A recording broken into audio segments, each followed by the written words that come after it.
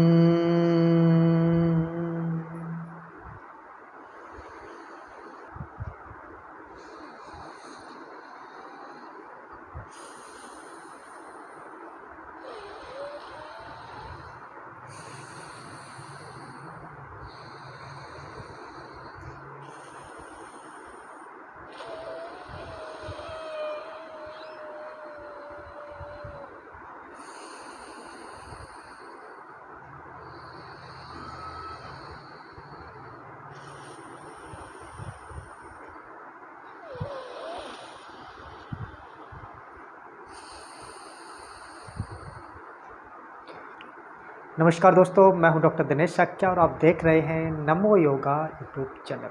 दोस्तों, नमो yoga YouTube channel में आपका स्वागत है। दोस्तों, आज हम बात करेंगे कोरोना महामारी के समय में लोग जो कोरोना महामारी के वायरस से संक्रमित हो रहे हैं, उनमें अक्सर देखने में आता है कि ऑक्सीजन का लेवल कम हो जाता है और हमें बाहरी दबाव की ऑक्सीजन की आवश्यकता पड़ती है। दोस्तों, इस कोरोना महामारी ने हमारे पूरे भारतवर्ष को झकझोर के रख दिया है, लेकिन हमारे भारतवर्ष ने भी हिम्मत नहीं हारी है और लाखों मरीजों को प्रतिदिन सही करके ये उनको उनके घर तक पहुंचा रहा है, लोगों से मिला रहा है। दोस्तों, इस महामारी में सबसे बड़ी मुसीबत की बात यह है कि व्यक्ति के शरीर में ऑक्सीजन का लेवल कम हो जाता है, उसके फेफड़े यानी लंग्स काम करना बंद कर देते हैं या फिर उनमें काफ़ी मात्रा में संक्रमित हो जाते हैं और उनमें पानी भरने लगता है, क्योंकि ये कोरोना वायरस मानव के लंग्स पर बुरा प्रभाव डालता है, जिससे लंग्स बहुत ही संक्रमित हो जाते हैं, बुरी तरह से ख़राब हो जाते हैं। तो इसमें एक सबसे अच्छी एक उम्मीद है जो भारतीय योग परंपरा में है। अगर कोई भी व्यक्ति कोरोना महामारी से संक्रमित है और उसमें कोई गंभीर लक्षण नहीं है, अगर वह घर पर आइसोलेट है, घर पर अपने आप को क्वारंटीन किए हुए है, तो आज हम योग के कुछ टिप्स बताएंगे जिनको अपना करके वह इस कोरोना महामारी के संक्रमण से बच सकता है और अगर वो संक्रमित है तो उससे जल्द से जल्द ठीक हो सकता है। ये प्राचीन सभ्यता से लेकर के अब तक के बहुत ही प्रसिद्ध और बहुत ही महत्वपूर्ण योग आसन आज हम आपको बताने जा रहे हैं। दोस्तों, कोरोना महामारी के संक्रमण से जो व्यक्ति संक्रमित होते हैं उसमें 88% लोग घर पर ही क्वारंटीन रह करके ठीक हो जाते हैं। उनमें मामूली से लक्षण या कुछ भयंकर सिम्टम्स दिखाई देते हैं, लेकिन अगर वो कुछ सावधानियां बरतें और कुछ योग की जो क्रिया हैं आज हम आपको बताने जा रहे हैं, अगर वो घर पर ही रह करके करते हैं तो वो आसानी से ठीक हो जाएंगे। अगर उनका ऑक्सीजन सैचुरेशन कुछ कम होता है, 92 से नीचे जाता है, तो ये जो क्रियाएं हैं जैसे अनुलोम विलोम, कपालभाति आदि क्रियाएं हम आपको बताएंगे जो ऑक्सीजन के लेवल को बढ़ाने में बहुत ही आपकी मदद करेंगी और आपके जो फेफड़े हैं, लंग्स हैं, उनको ठीक करने में बहुत ज़्यादा आपकी मदद कर। दोस्तों, सबसे पहले हम किसी भी एक आसन में बैठ जाएं। जैसे कि आप देख रहे हैं, पहले आप दोनों पैरों को सीधा करके बैठें। आप सुखासन या फिर आप पद्मासन में भी बैठ सकते हैं। सबसे अच्छा आसन जिस स्थिति में आप बैठ सकें वह आपके लिए अच्छा रहेगा। तो हम पद्मासन लगाते हैं और स्टार्ट करते हैं अनुलोम विलोम। दोस्तों, अनुलोम विलोम या कोई भी आसन करने से पहले हमें 3 से 5 बार ओम चैंटिंग अवश्य करनी चाहिए। तो स्टार्ट करते हैं ओम चैंटिंग से। लंबा गहरा सांस लेंगे। दोस्तों, पद्मासन होना चाहिए, कोई भी एक आसन जिसमें आप सुखपूर्वक से बैठ सकें। और अगर आप पद्मासन नहीं लगा सकते हैं तो आप सुखासन में भी बैठ सकते हैं। तो हम सुखासन में बैठते हैं। सबसे पहले स्टार्ट करेंगे ओम चैंटिंग। दोनों हाथों की ज्ञान मुद्रा यानी फर्स्ट फिंगर को आपको अंगूठे से टच करना है, और या फिर आप वीतराग मुद्रा भी अपना सकते हैं। तो हम स्टार्ट करते हैं ज्ञान मुद्रा से। लंबा गहरा सांस, आंखें बंद।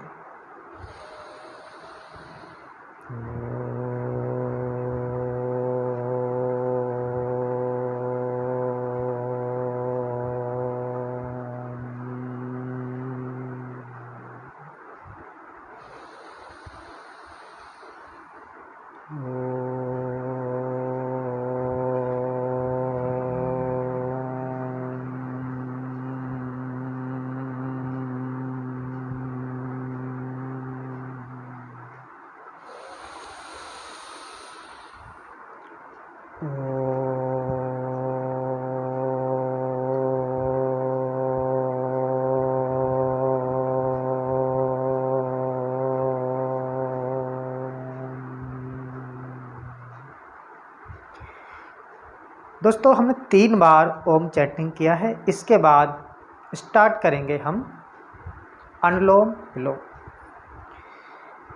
एक हाथ की मुद्रा यही रहेगी, दूसरे हाथ से हमें अंगूठे को नाक के दाहिने छिद्र को बंद करना है और बाहिने छिद्र से श्वास को अंदर लेना है।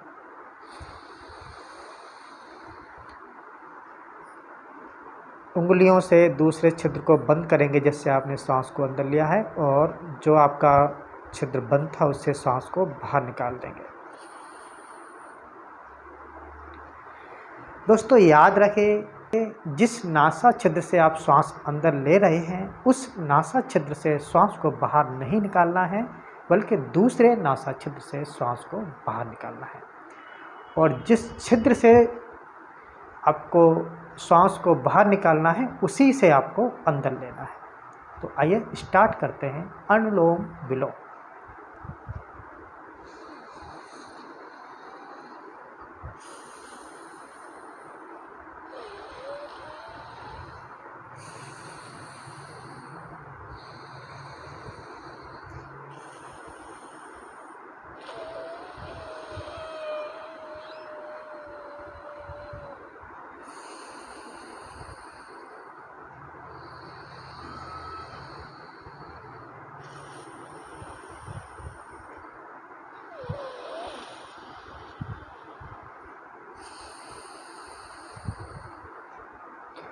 दोस्तों अनुलोम विलोम करते समय आपको याद रहे, आपकी आंखें खुली भी हो सकती हैं और बंद भी हो सकती हैं। सुविधापूर्वक जिसमें आपको अच्छा लगता है वह विधि आप अपना सकते हैं। इसके अलावा आप जब श्वास अंदर की ओर लें तो आपका पेट बाहर की ओर आना चाहिए, और जब आप श्वास बाहर निकालें तो पेट अंदर की ओर जाना चाहिए। यह आपको विशेष ध्यान रखना है, जब भी यह क्रिया सही रूप से पूर्ण होगी, नहीं तो आप गलती कर बैठेंगे। तो हमेशा याद रखें, श्वास अंदर पेट बाहर, श्वास बाहर पेट अंदर। तो ये गलती आप बिल्कुल ना करें कि श्वास अंदर ली और पेट अंदर चला गया, ऐसा ना। श्वास अंदर पेट बाहर, पेट अंदर श्वास बाहर। तो आइए स्टार्ट करते हैं एक बार फिर अनुलोम विलोम।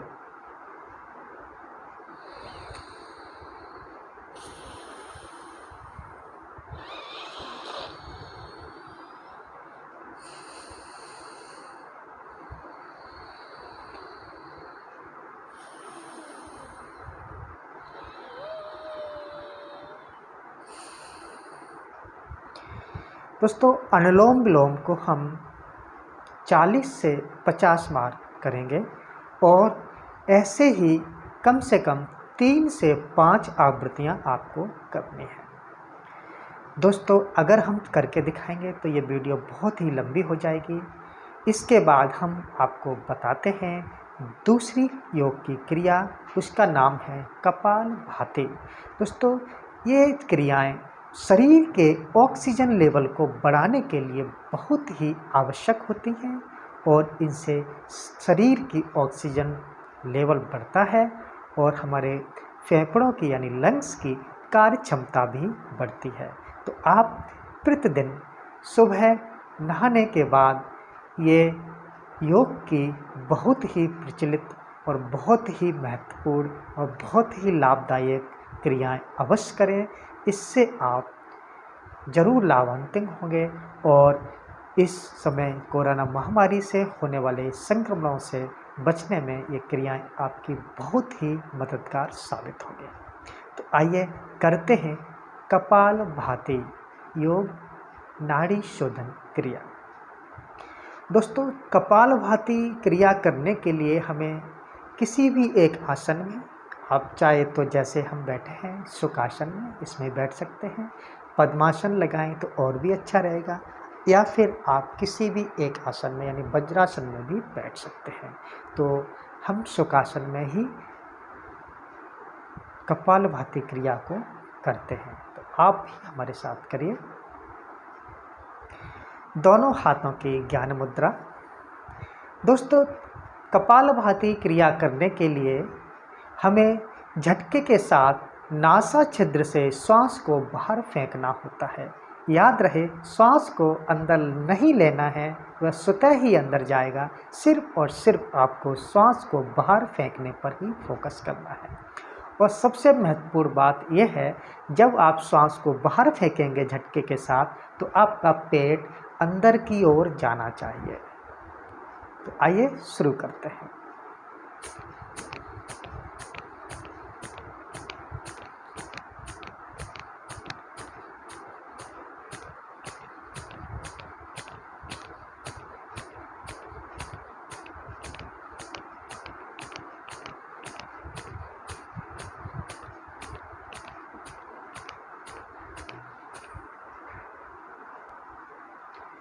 दोस्तों, लंग्स यानी फेफड़ों की कार्य क्षमता बढ़ाने के लिए कपालभाति क्रिया बहुत ही लाभदायक सिद्ध होगी।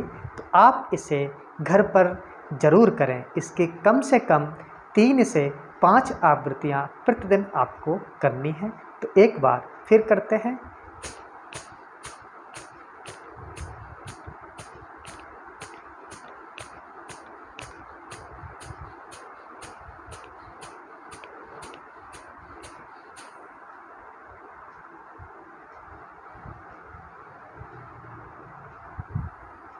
दोस्तों, कपालभाति क्रिया करने के लिए आपको अपनी गर्दन को 180 डिग्री पर आपको रखना है, आई कांटेक्ट। और गर्दन ना तो बहुत अधिक ऊंची उठी हुई हो, ना बहुत नीचे झुकी हुई हो।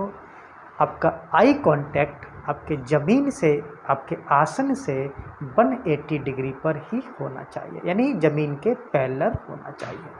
और दूसरी बात, जब आप कपालभाति क्रिया करें तो पूरा ध्यान सांस के निकालने पर फोकस करना चाहिए। मन में कोई विचार ना आए, सिर्फ और सिर्फ आपको वर्तमान स्थिति में रह करके, वर्तमान मनोस्थिति में रह करके आपको इन योग की क्रियाओं को करना है।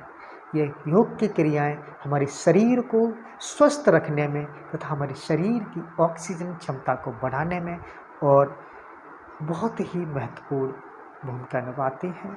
इनसे न सिर्फ शरीर की ऑक्सीजन क्षमता बढ़ती है, बल्कि शरीर निरोग रहता है, आँखों की क्षमता बढ़ती है, आँखों की दृष्टि बढ़ती है, आपके बाल काले होते हैं और दूसरा का डाइजेशन सिस्टम बहुत ही इम्प्रूव होता है और साथ ही साथ आपका ब्लड प्यूरिफाई होता है। आपके शरीर में किसी भी प्रकार के कोई भी रोग है वो समस्त रूप से, पूर्ण रूप से ठीक हो जाता है। तो ये कपालभाति की क्रियाएं 3 से 5 आवृत्तियाँ आपको प्रतिदिन करनी है। दोस्तों, इसके बाद करते हैं हम योग की एक और महत्वपूर्ण क्रिया, भ्रामरी प्राणायाम। तो आइए उसको भी करते हैं। दोस्तों, भ्रामरी प्राणायाम करने से पहले आपको किसी भी एक आसन में, वज्रासन, शुक आसन, पद्मासन, किसी भी एक आसन में बैठना है जिसमें आप लंबे समय तक बैठ सकें। इसके बाद अपने दोनों अंगूठों से कान के दोनों छिद्रों को बंद करना है और इन अंगुलियों से आपको आँखों को बंद करना है और अपने अंदर श्वास को भरना है। श्वास को भरने के बाद आपको भंवरे की तरह गुंजन करनी है और ये गुंजन इस प्रकार से हो कि आपका पूरा स्कल, आपके शरीर का रोम रोम कंपन करने लगे, उसमें वाइब्रेशंस पैदा होने लगे। तो आइए करते हैं भ्रामरी प्राणायाम। तो सबसे पहले अपने कानों को बंद करेंगे, आँखों को बंद करेंगे और याद रहे कानों को इतना बंद करना है कि बाहरी कोई भी आवाज़ कान के अंदर ना जाए और आँखों को भी बंद करना है। श्वास को अंदर लेनी है और भंवरे की तरह गुंजन करते हुए श्वास को नासा छिद्र से बाहर फेंकना है। तो शुरू करते हैं।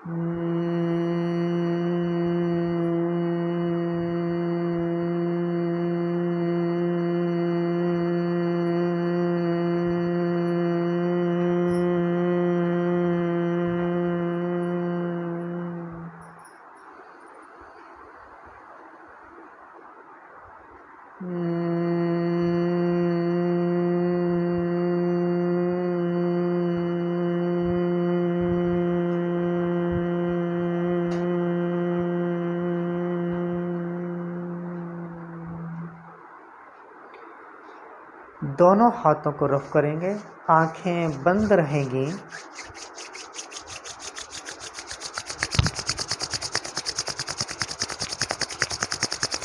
दोनों हाथों को इतना रफ करना है कि उनमें अग्नि उत्पन्न हो जाए, वह हीट हो जाए। दोनों हथेलियों से आँखों को सेक देना है। हथेलियों में उत्पन्न सारी ऊर्जा को अपने शरीर के अंदर समेट लेना है और धीरे धीरे नीचे से ऊपर की ओर फेस की मसाज करनी है। आप देखेंगे शरीर में एक विभिन्न प्रकार की ऊर्जा उत्पन्न होगी और धीरे धीरे आँखों को खोल देंगे। दोस्तों, ये भ्रामरी योग की क्रिया है। इसमें भंवरे की तरह अपनी सांस को बाहर निकालते हुए पूरे शरीर को वाइब्रेट करना होता है, शरीर में कंपन पैदा करना होता है। इससे हमारे लंग्स यानी फेफड़े तो मजबूत होते ही हैं, साथ ही साथ हमारा ब्रेन जो स्कल के अंदर एक लिक्विड में तैर रहा होता है, वो लिक्विड जब कंपन करता है तो ब्रेन एक्टिवेट होने लगता है।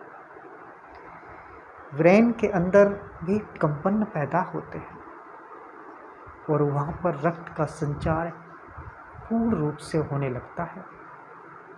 हमारे शरीर के प्रत्येक अंग में रक्त अपने सुचारू रूप से दौड़ने लगता है। शरीर की सभी कोशिकाएं ऑक्सीजन से भरपूर होती हैं।